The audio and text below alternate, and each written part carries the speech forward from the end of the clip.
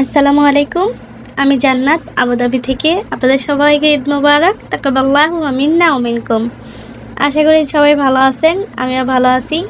এই যে সুন্দর এই গরুটা দেখতেছেন, এটা মূলত এই বছরে আল্লাহর জন্য কুরবানি দেওয়ার জন্য আমরা কিনছি। আমরা কখনই নিজেরা একা কুরবানি দিইনি, সবসময় নিজেরা শরীকে কুরবানি দিছি। তো এবার আল্লাহ তাআলা কোনো রকম প্ল্যান ছাড়া আল্লাহ তাআলা এবার কবুল করে নিয়েছেন। গরুটা তেমন বড় না, বাট এটার দাম অনেক বেশি, দাম কিন্তু অনেকটাই গেছে। যাই হোক, আমার গরিব বাবার অনেক দিনের স্বপ্ন, সে নিজে একটা কোরবানি দিবে। আল্লাহ তাআলা সেই আশাটা পূরণ করছে, এতেই আমরা খুশি, আলহামদুলিল্লাহ।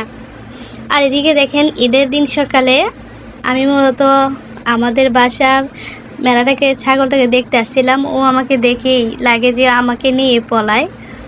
তো বেচারা তো বান্দার মধ্যে কোথাও যাইতেও পারবো না। যাই হোক, ম্যাডামে বলতেছিল যে কতক্ষণ বাদে একে কুরবানি দেওয়া হয়ে যাবো গা, তো ওরা একটু খাবার পানি দাও। তো আমি আসলে ওরে খাবার দিতেছিলাম, পানি দিতেছিলাম, ও দেখতেছিলাম, অনেকক্ষণ ধরে দাঁড়ায় দেখতেছিলাম, ও কিছুই খাইতেছে। আর কোনো রকম কোনো মানুষের আও বাও দেখলেই ও যেন এমন যদি লাভ দেয়, মানে ও যেন ওইখান থেকে মনে হয় ওর জানটা বের হয়ে যায়। মানে ওর ভিতর থেকে হয়তো টের পেয়ে গেছে যে ও আসলে এই দুনিয়াতে আর কিছুক্ষণ হয়তো আছে আল্লাহর জন্য, আর অল্প সময়ের পরেই কোরবান হয়ে যাবে। আল্লাহ তাআলা এই ছাগলটাকে কবুল করুক। আমার ম্যাডামদের যে কোরবানি দিতেছে, এটা আল্লাহ তাআলা কবুল করুক। দোয়া এবং শুভকামনা করি আমার ম্যাডামদের জন্য।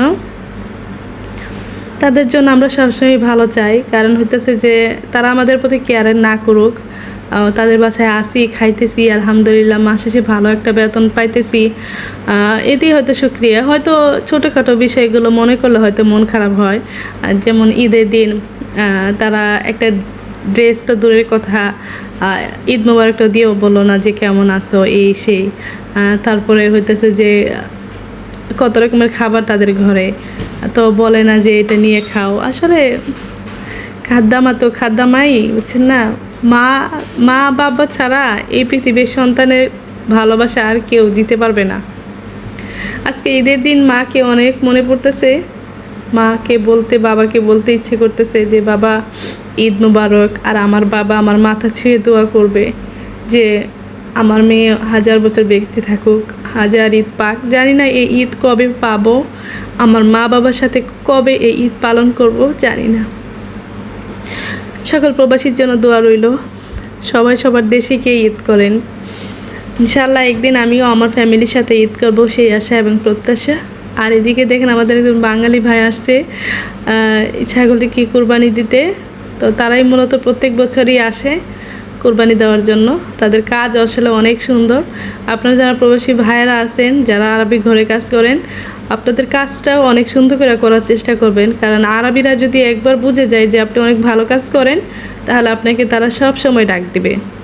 এটা আমি দেখছি আমার ম্যাডামের কাছে। ওনার কাছে সবজিওয়ালা একজন, মাংসওয়ালা একজন, মানে ওনার যাকে ভালো লাগছে মানে উনি কখনো তাকে ছাড়ে না। আর এদিকে মাংস কাটা শেষ, আমার ম্যাডামে বলতেছে যে রান্না বসিয়ে দাও। তো দেখেন, আমি একটা মূলত প্যাকেটিং করে রেখে দিছি একটা প্লেট, আর এক প্লেট হতেছে যে আমি রান্না করতেছিলালাম। তো আমার ম্যাডামরা দেখি নাই কারণ ওই মাংস দিতে। আমি বলতেছিলাম যারা মাংস কাটছে তাদেরকে কিছু মাংস দিতে, তো বলতেছে না টাকা দিছি না, মাংস দিয়ে কী করবো। আমি আচ্ছা ঠিক আছে, সমস্যা নাই। তো এই দেখে আমি বিরিয়ানি রান্না করার জন্য অনেকগুলো পেঁয়াজ ছোটো ছোটো করে কাটে নিয়েছি। পেঁয়াজগুলো একই সাইজ কাটে নিতে হইব, কারণ যদি ছোটো বড় হয় তাহলে পেঁয়াজগুলো পুড়ে যাবে। আর এদিকে আমি অনেকগুলো টমেটো নিয়েছি আপনার বিরিয়ানির মধ্যে দেওয়ার জন্য। টমেটোগুলো কাটতেছিলাম, এবং আমার সাথে যে আরও যারা ছিল তারা অনেক দুষ্টুমি করতেছিল, আর আমারও বলতেছিল হ্যাঁ তুমি ভিডিও করো। আসলে একসাথে থাকি তো ভিডিওগুলো করা তারা দেখতে পারে না, অনেক সময় আড়াল চোখে দেখে। আমি যে দেখেন, এই মেয়েটা আসলে অনেক ভালো, অনেক ভদ্র। ওর কথা বলে আমি শেষ করতে পারবো না। ও আসলে অনেক ভালো। ওর বাড়ি হচ্ছে উগান্ডা। ও দেখতে কালো, বাট ওর মনটা অনেক সুন্দর। কথায় আছে না, কালোই হয়েছে জগতের আলো। তো আমি যেন ওর মাঝেই সেই জগতের আলোকে খুঁজে পাই।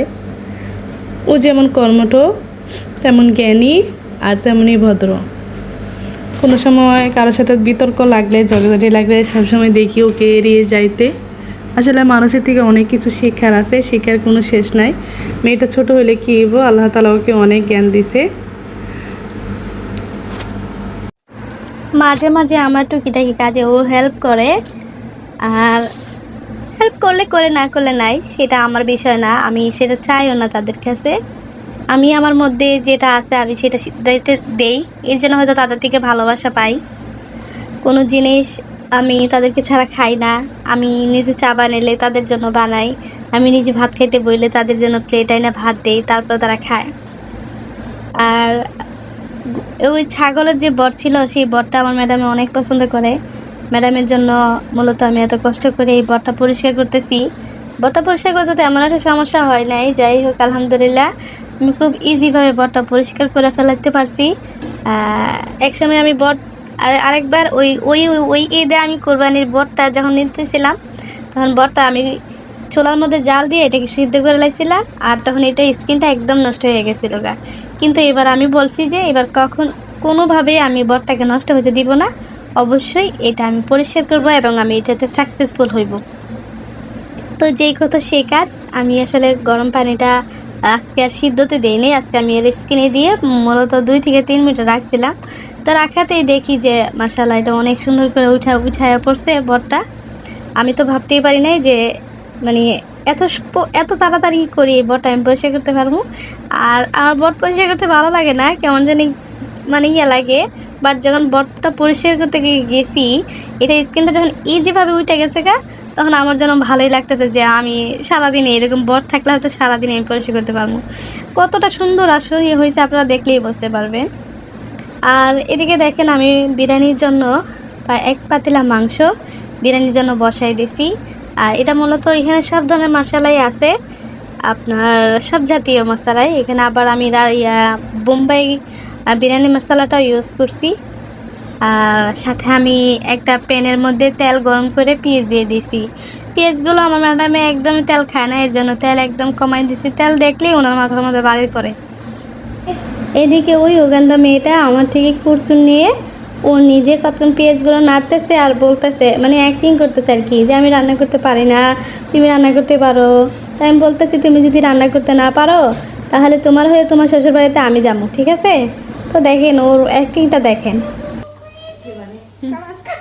Okay, go your husband home, I cook, okay?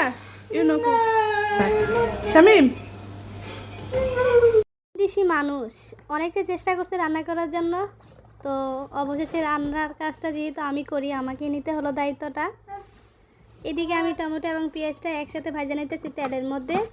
মাংস আমি এভাবেই রান্না করি, সব মশলা দিয়ে মাংসগুলো আগে মাখিয়ে নিই সুন্দর করে, তারপরে পেঁয়াজ এবং টমেটো ভাজা হয়ে গেলে এর মধ্যে আমি দিয়ে দিই মাংস। তো আমি এখানে প্রায় 6 থেকে 7 কেজি হবে মাংস নিয়ে নিয়েছি, কারণ আজকে রাতে অনেক বড় পার্টি আছে। আমার এই মাংস দিয়ে মূলত দুপুরেও খাবার হবে, আবার রাতেও খাবার হবে। তো আমার রাতের ভিডিওটা আপনারা দেখার জন্য ওয়েটিংয়ে থাকেন। ইনশাল্লাহ আমি ওই ভিডিওটা শেয়ার করব। সবগুলো মশলা দিয়ে আমি ঢাকনা দিয়ে রেখে দিয়েছি। অনেকক্ষণ বাদে আমি ঢাকনা উঠিয়ে দেখি যে আমার মাংস প্রায় হয়ে গেছে, যেহেতু এখানে অনেকগুলো মাংস, আর বেশি মাংস রান্না করতে বেশি সময় লাগে না। আজকে তো অনেক বড় রাতে পার্টি আছে, তো এই রাতে পার্টি লাগে আমার মনে হয় না যে আজকে রাতে আমরা কেউ ঘুমাইতে পারবো, কারণ হয়তো আমার মনে হয় সারা রাতই আজকে রেডি করতে হবে। আজকে আর ঘুম নাই। ঈদের দিন আসলে বা কোনো একটা অনুষ্ঠানের দিন আসলে ওই দিন আর রাতে আর আমরা ঘুমাইতে পারি না, আর ধরতে পারেন ওই রাতটা আমাদের নাইট ডিউটি। তারপরে যে সকালে যে বেশি করে ঘুমাবো তেমন কোনো সুযোগ নাই, আর ডিউটি তো ডিউটি। আর আমার এদিকে দেখেন একটা পাতিলার মধ্যে আমি পানি দিয়ে গরম মশলা দিয়ে জাল দিয়ে নিছি, তেল দিয়ে লবণ দিয়ে নিছি। এখন আমি চালটা দিয়ে নিছি আধা সিদ্ধ করে নেওয়ার জন্য, আর এই চাল দিয়ে মূলত বিরিয়ানি হবে। তো এই আর কি, একটা প্রবাসী মেয়ের ঈদের দিন আসলে যে কতটা কষ্ট হয় সেটা একটা প্রবাসী মেয়ে ছাড়া আর কেউ বোঝে না। একটা প্রবাসী মেয়ের যে কত কষ্ট সেটা আল্লাহ ছাড়া আর কেউ বোঝার ক্ষমতা হয়তো রাখে না। বাড়ির মানুষ তো নাই, তারা হয়তো তাদেরকে সুযোগে ব্যবহার করে। কেউ তো ইচ্ছে করে একটা ফোনও দেয় না ঈদের দিন, আর ফোন দিলেও ঈদের দিন ফোন ধরার কোনো সুযোগ নাই। আজকে বাড়িতে একদমই কথা হয়নি। ইনশাআল্লাহ কাজকাম সেরে যদি বাড়ির মানুষ অনলাইনে থাকে তাহলে হয়তো কথা হবে। এইদিকে আমার বিরিয়ানি প্রায় রান্না শেষ। তো আপনারা যারা যারা আমার ভিডিওটা দেখছেন সবাই আমার চ্যানেলটা সাবস্ক্রাইব করবেন এবং লাইক করবেন, কমেন্ট করবেন। আপনাদের কাছে এটাই আমার একটা অনুরোধ, আপনাদের এই প্রবাসী বোনটার পাশে থাকবেন। আল্লাহ হাফেজ।